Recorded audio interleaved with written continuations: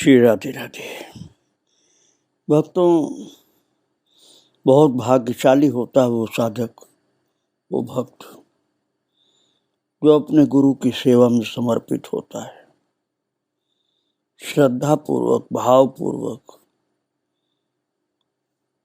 और उड़िया बाबा ऐसे सामर्थ्यवान सच्चे ज्ञानी और भक्त गुरुदेव थे कि जो भी कोई उनकी सेवा में लगा उसका जीवन महान पवित्र भगवत भक्त का जीवन हो गया। मैं आपको सुना रहा था, बाबा राम घाट में रह रहे थे।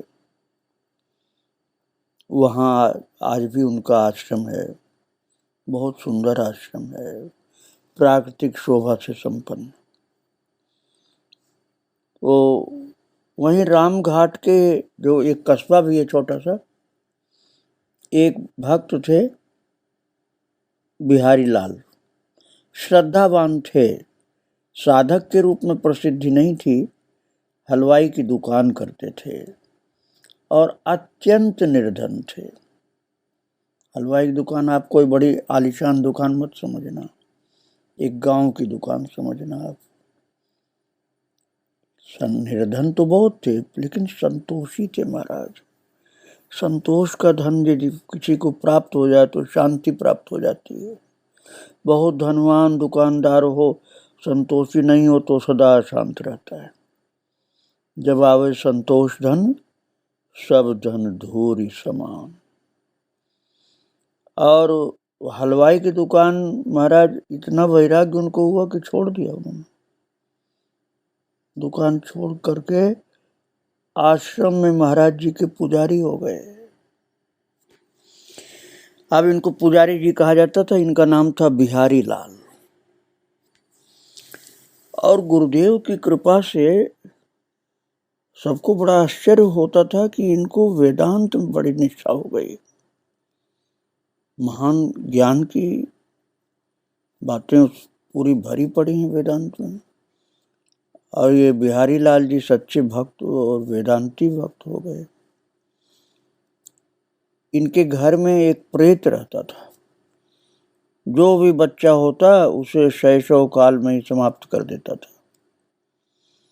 एक बार श्री महाराज जी ने इनके घर बैठ करके भोजन किया, इससे वो प्रेत चला गया।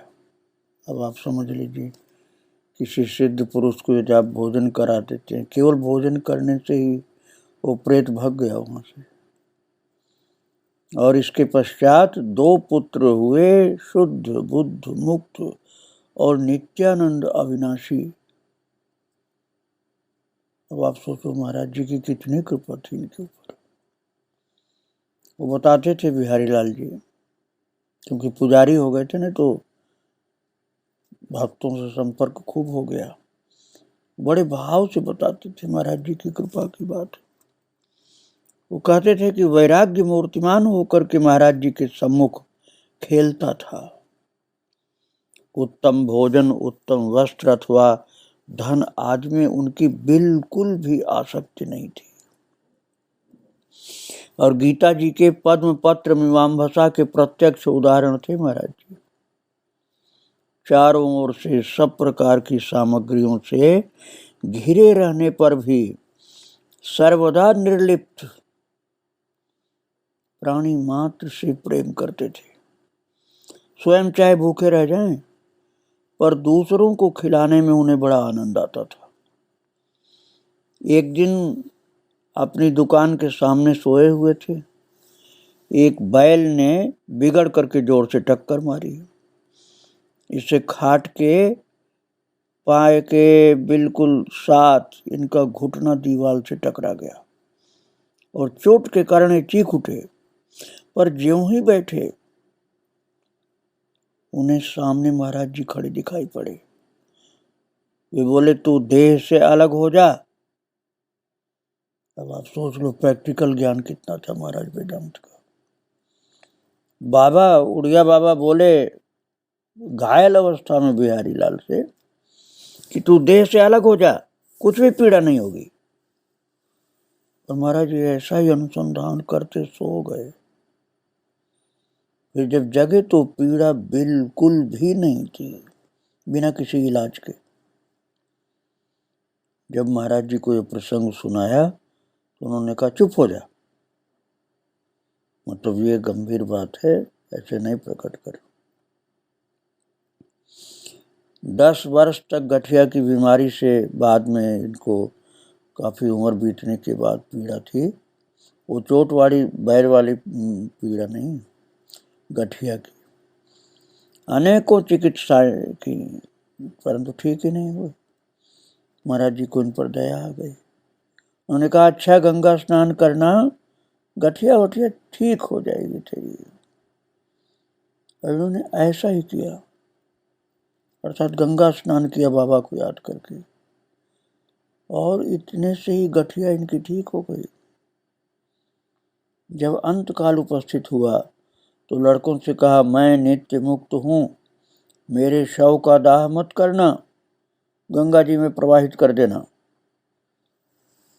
और बताओ, किसी समय एक मामूली से दुकानदार थे हलवाई के,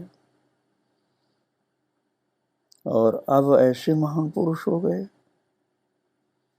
जैसा उन्होंने बताया था कि मैं नित्य मुक्त हूँ, मेरे शव का दाह मत करना, गंगा जी में प्रवाहित कर देना, वैसा ही बच्चों ने बाद में किया, क्योंकि स्थिति ऐसी हो गई थी। और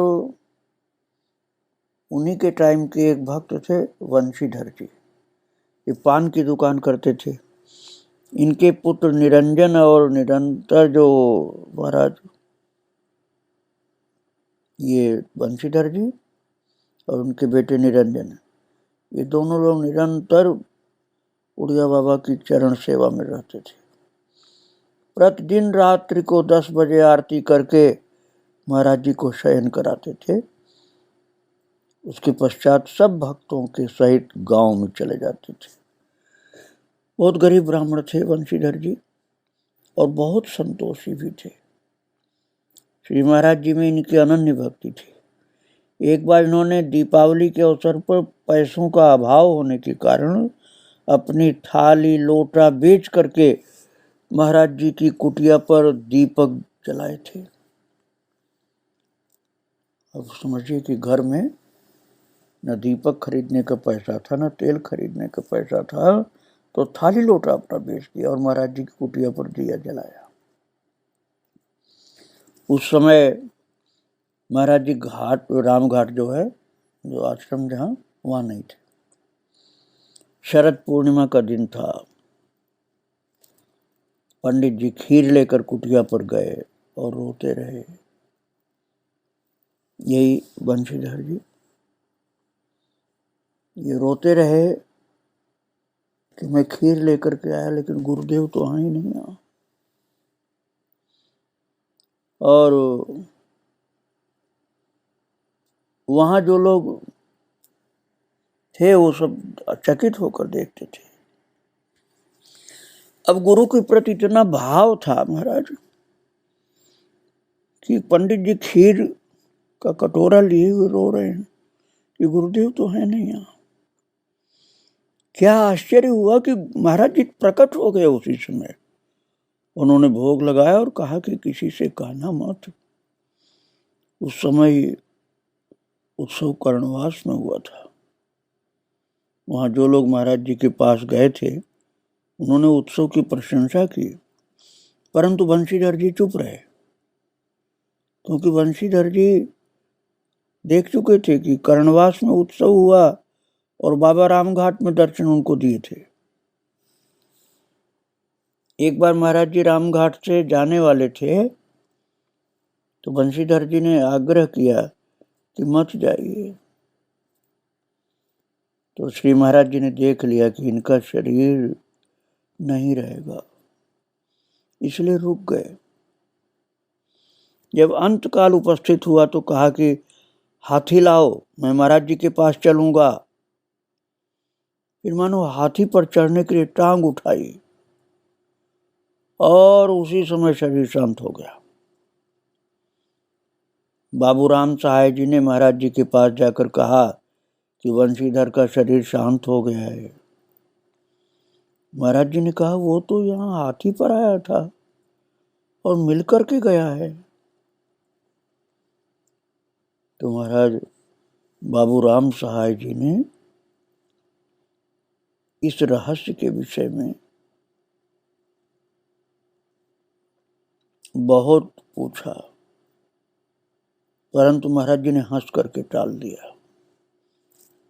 इस महान भक्ति भाव के रहस्य को गुरुदेव ने बताना ठीक नहीं समझा, क्योंकि एक महान भक्त के जीवन का प्यार भरा, भक्ति भरा, श्रद्धा भरा ये चरित्र था, जो आखिरी में हाथी पर बैठकर आकर गुरुदेव को प्रणाम करके तब भगवत धाम गया था।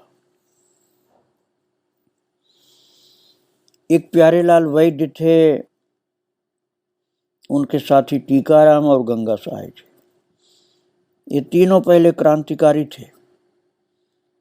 महाराज जी के परामर्श से क्रांति वाला पथ छोड़ करके, उस समय भक्तों दो मार्ग चल रहे थे ना भारत को स्वतंत्र कराने के। एक गांधी जी का शांति वाला असहयोग आंदोलन वाला, और दूसरा सुभाष चंद्र का क्रांति वाला। तो महाराज जी ने कहा प्यारेलाल वैद्य, टीकाराम और गंगा सहाय को कि तुम लोग गांधी जी वाले मार्ग पर हो जाओ, शांति का मार्ग है और इसमें तुमको लाभ मिलेगा। तो प्यारेलाल जी वैद्य को महाराज जी ने ज्ञान की शिक्षा दी और समझाया कि अपने जीवन को ज्ञान और भक्ति में बना लो, तो तुम देश की भी सेवा करते रहोगे और भगवान की भक्ति भी करते रहोगे। तो उन्होंने वैसा ही किया जैसा महाराज जी ने बताया था। और भी बहुत से भक्त थे, पंडित जय गोपाल जी, शिव नारायण जी, ये महाराज जी को कोई भगवान का भजन सुनाते थे, कोई कीर्तन सुनाते रहते थे। और एक कर्मकांडी पंडित जी थे, शिव नारायण जी, थे तो बहुत अच्छे कर्मकांडी, लेकिन बाबा के संसर्ग में आकर के प्रेमी भक्त हो गए। एक खंडसार का काम करते थे। वनखंडी महादेव के पुजारी भगवती प्रसाद और उनके पुत्र गौरी शंकर, बाबूलाल और रूप किशोर सभी बाबा के चरणाश्रित भक्त थे। इनमें केवल रूप किशोर जी बाद तक विराजमान थे और सब बाबा के सामने ही जा चुके। एक अनन्य भक्त गंगा प्रसाद जी थे। रामचरितमानस में इनका अद्भुत प्रेम था और भक्ति निष्ठा थी, किंतु बाद में वेदांती हो गए। संस्कार महाराज जी के द्वारा ऐसा मिला कि आत्मज्ञानी पक्के वेदांती हो गए। और मास्टर श्यामलाल जी भी अच्छे प्रेमी भक्त थे। उन्होंने वनखंडी महादेव के पास साधु संतों के लिए एक सुंदर पक्की कुटी बनवाई। बगीचे वाले बाबू राम जी और उनके पुत्र नानक चंद जी भी परम भक्त थे महाराज जी के। रामघाट आश्रम के निर्माण और व्यवस्था में इनका बहुत भाव भरा सहयोग था। जिसने भी बाबा की श्रद्धा पूर्वक चरण शरण पकड़ी, उसी का कल्याण हो गया। एक बाई जी माता थी, बंगाली विरक्त महिला, परमहंस रामकृष्ण की पत्नी शारदा मणि जी की शिष्या थी और 7 दिन तक समाधिस्थ रहती थी। ये महाराज जी के दर्शनार्थ रामघाट आई थी और उनसे पूछा गया कि आपने किस साधन से स्थिति प्राप्त की है, तो बोली गुरुर्मूर्ति ही सदा ध्यानम गुरु मंत्रम सदा जपेत, अर्थात गुरुदेव के स्वरूप का ध्यान और गुरुदेव का दिया हुआ मंत्र, यही दोनों निरंतर जीवन में रहे तब ये स्थिति मिलती है। 7 दिन तक समाधिस्थ में रहती थी महाराज। वो आई थी उड़िया बाबा का दर्शन करने के लिए। अब आप विचार करिए भक्तों की, परमहंस रामकृष्ण की जो धर्मपत्नी थी शारदा माता, शारदा मणिपुर नाम था उनका, उनकी शिष्या कितनी ऊंची स्थिति थी कि 7 दिन तक समाधिस्थ रहती थी, बैठी हुई एक जैसी, नेत्र बंद, न कुछ खाना न पीना न शौच न मल मूत्र, कुछ नहीं। वे उड़िया बाबा का दर्शन करने आई थी बंगाल से। और उन्होंने रहस्य क्या बताया? जब पूछा गया कि ये किस साधन से स्थिति आपको मिली, तो बोली गुरु मूर्ति ही सदा ध्यानम गुरु मंत्रम सदा जपेत।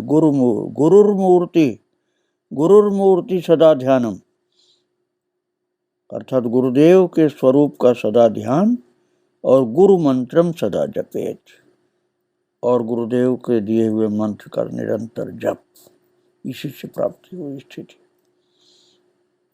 और गुरु की कृपा भी समझो भक्तों, शारदा माता कोई साधारण नहीं थी। कभी ठाकुर जी की इच्छा होगी तो चरित्र आपको सुनाऊंगा। शारदा माता का चरित्र भी नहीं सुनाया गया है। और एक भक्त थे भक्तों, अजात भिक्षु स्वामी उग्रानंद जी, सन्यासी थे। वो एक पंडित भूदेव शर्मा जी थे, उन्हीं के साथ के।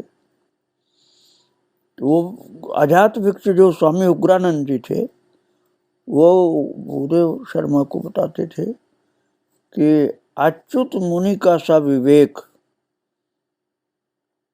अच्युत मुनि की कुटिया है भक्तों कर्णवास में, और अब जो सही नहीं जानते तो गांव वाले विचित्र मुनि बोलते हैं, लेकिन अच्युत मुनि की कुटिया मैंने दर्शन किया, गांव के थोड़ा बाहर है। तो वो अजात भिक्षु स्वामी उग्रानंद जी कहते थे, अच्युत मुनि का सब विवेक, स्वामी उग्रानंद जी का सब वैराग्य।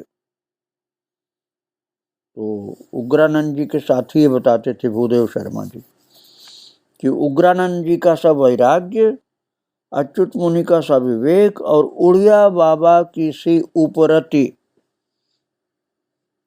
कहीं देखने में जल्दी नहीं आती।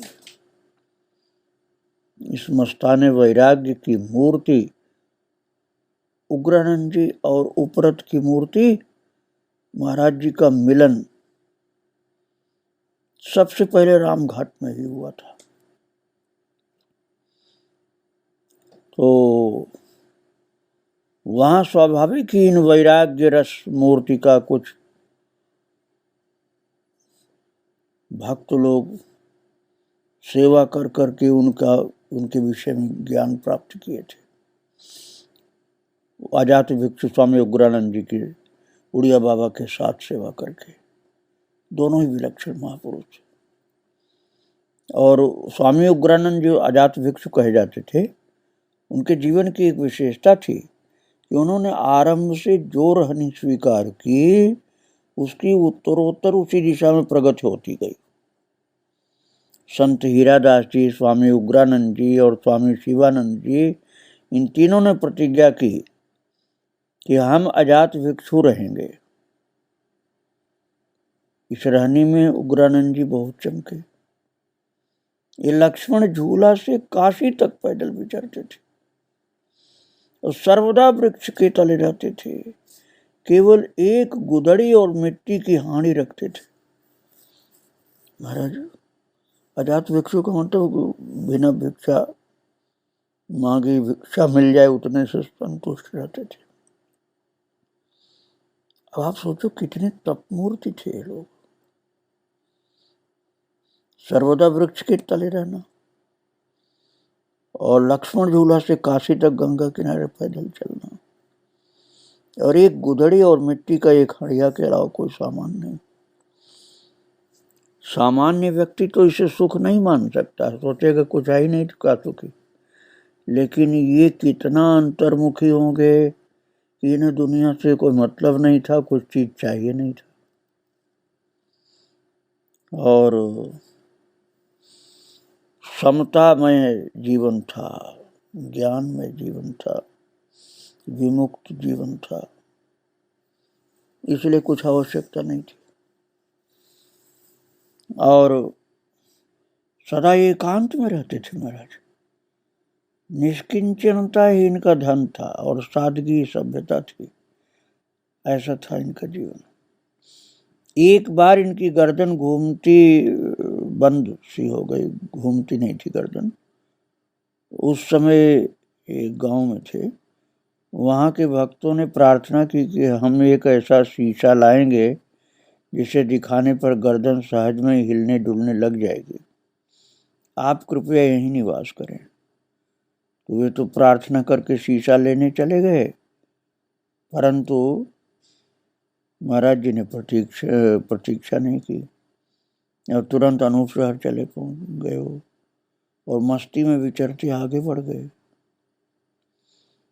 एक बार भृग क्षेत्र में बंगाली बाबा जी महाराज, वो बहुत अच्छे संत थे, तो वहाँ वो भृग क्षेत्र जो है कर्णवास और अनूप शहर के बीच में, भैरिया बोलते हैं उस जगह को। संग्रहणी का कष्ट था उनको, लेकिन कोई दवाई नहीं लेकर केवल मट्ठा का सेवन किया और बोले हम दवा नहीं लेते हैं, केवल मट्ठा पी करके ठीक हो गए।